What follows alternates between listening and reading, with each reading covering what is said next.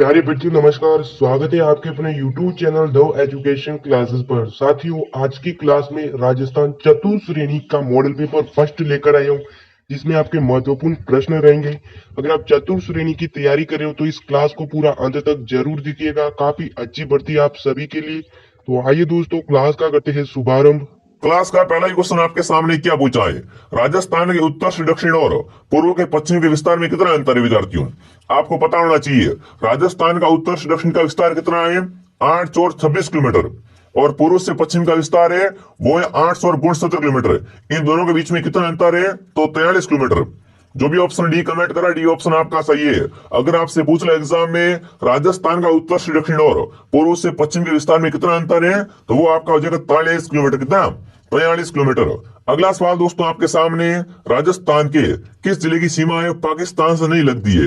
इनमें से बताना है राजस्थान की किस जिले की सीमा पाकिस्तान से नहीं लगती है। गंगानगर, जोधपुर, जैसलमेर या बाड़मेर? तो सही उत्तर रहेगा आपका बिल्कुल कौन सा दोस्तों? जोधपुर। जोधपुर की सीमा है वो क्या है? पाकिस्तान के साथ में स्पर्श नहीं करती है। अगला सवाल दोस्तों आपके सामने, कुंभलगढ़ तथा गोकुंदा के मध्य की उच्च भूमि कहलाती है दोस्तों। कुंभलगढ़ और गोकुंदा के बीच में जो भूमि है ना, उसे क्या कहते हैं? ऊपरमाल, बोराट, गिरवा या उड़िया? तो कुंभलगढ़ और गोकुंदा के बीच की भूमि है दोस्तों, उसे क्या कहते हैं? उसे बिल्कुल कहा जाता है बोराट। उसे क्या कहते हैं? बोराट का पठार कहते हैं। बोराट का पठार कहा जाता है।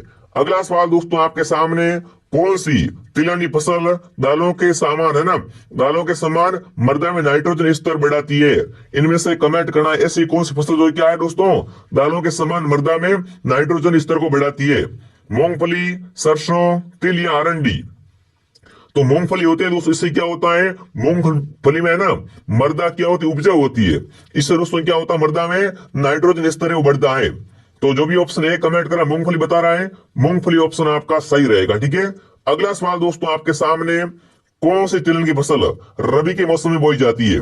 इनमें से कमेंट करना है कौन सी तिलहन की फसल है जिसे वो रबी के मौसम में बोते हैं। सरसों, मूंगफली, सोयाबीन या तिल? फटाफट कमेंट कर देंगे।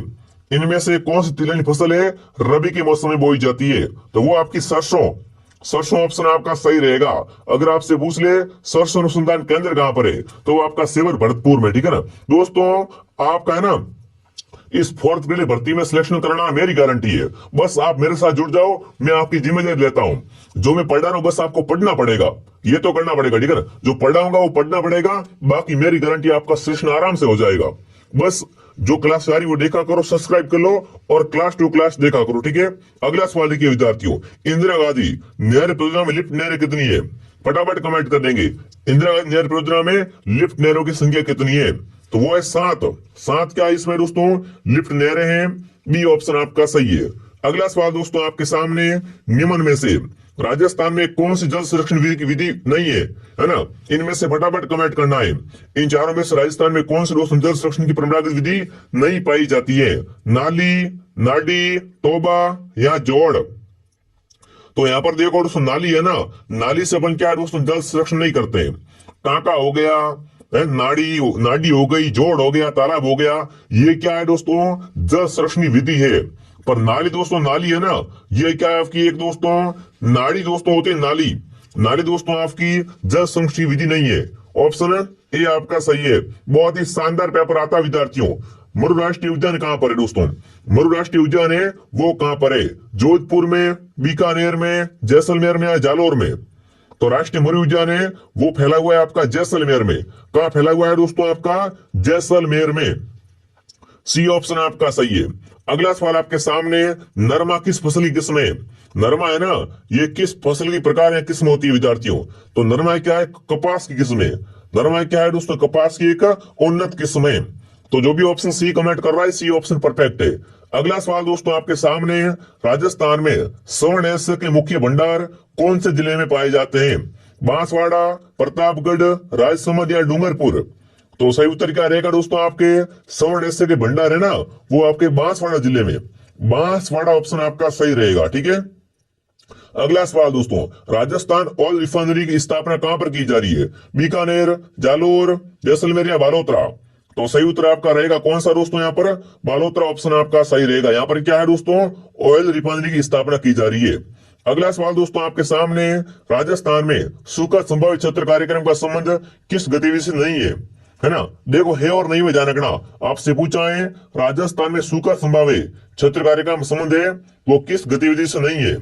मिट्टी नमी का संरक्षण करना, जल संसाधनों का विकास करना, वृक्षारोपण करना या गरीबी का निवारण करना। तो गरीबी निवारण इसमें क्या अलग टॉपिक है ना। बिल्कुल यहाँ पर गरीबी निवारण है वो क्या यहाँ पर गतिविधि नहीं है इसमें। जो भी ऑप्शन डी कमेंट करा डी सही है, ठीक है ना। जिसने भी क्लास को लाइक नहीं किया है, क्लास को लाइक और सब्सक्राइब करें दोस्तों। यहाँ पर आपको चतुर्थ श्रेणी की संपूर्ण क्लास मिल जाएगी। कहीं से एक और श्रेणी की आपको जरूरत नहीं है, बस जो पढ़ा है वो पढ़ो, आपका नंबर पक्का है, ठीक है ना। अगला सवाल देखिए विद्यार्थियों, मुख्यमंत्री बाल गोपाल योजना निम्नलिखित में से किससे संबंधित है दोस्तों। मुख्यमंत्री बाल गोपाल योजना है ना, इसका संबंध किससे है। तो स्कूल में दूध के वितरण से। किसके दोस्तों, स्कूल में दूध वितरण से हो जाएगा, बाल गोपाल, है ना।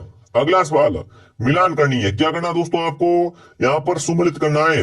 और परीक्षा में ऐसा प्रश्न पक्का हर बार आता है, मिलान करने वाला। ओन मंडी कहां पर है, ओन मंडी बीकानेर में। संगमरमर मंडी कहां पर है, किशनगढ़ में।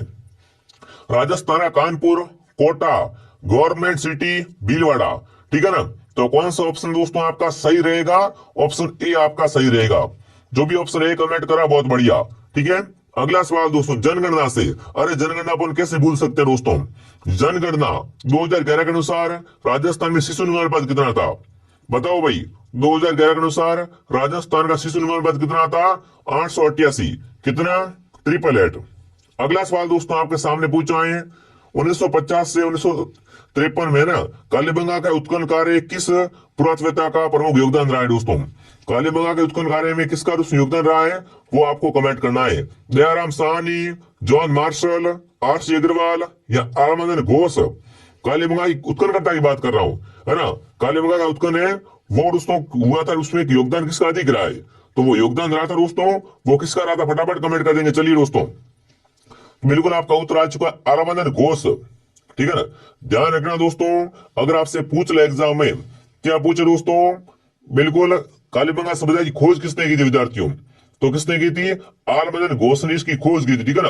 और इसका उत्खनन कार्य है वो उसने किसने, बीबी लाल और बी के थापर। बीबी लाल और बी के थापर है, इन्होंने इसका क्या कहता दोस्तों, उत्खनन किया था, ठीक है। अगला सवाल, वह स्थान जिसे प्राचीन भारत का टाटा नगर कहा जाता है। प्राचीन भारत का टाटा नगर है वो किसे कहते हैं, तिलवाड़ा, नगरी, रेड या नलियासर। तो सही उत्तर आपका रहेगा रेड। रेड क्या है दोस्तों, आपका प्राचीन भारत का टाटा नगर है विद्यार्थियों, ठीक है, ध्यान रखना। अगला सवाल दोस्तों आपके सामने, राठौड़ राजवंश के प्रथम शासक कौन थे। राव रड़मल, मोकल, राव जोधा या राव चुंडा। राठौड़ राजवंश के प्रथम शासक कौन थे आपके, वो थे दोस्तों राव चुंडा। राव चुंडा ऑप्शन आपका सही है। कछवा राजवंश संस्थापक, है ना, कछवा राजवंश की स्थापना किसने की थी, दुले राय ने। बहुत इजी क्वेश्चन है विद्यार्थियों। अगला सवाल क्या पूछा है, राजस्थान में 1857 की क्रांति की शुरुआत कहां से हुई, नसीराबाद से, एरिनपुरा से, खेरवाड़ा से या नीमच से।